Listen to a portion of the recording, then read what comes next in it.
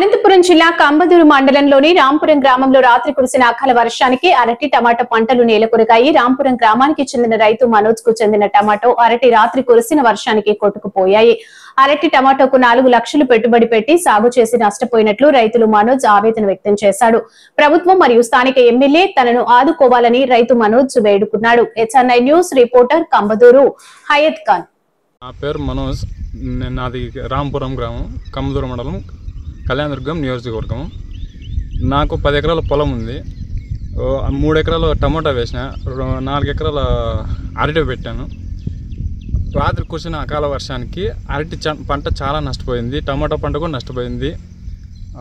అరటికి 3 లక్షల పెట్టుబడి పెట్టినాను, టమోటాకు 1 లక్ష రూపాయల పెట్టుబడి పెట్టినాను.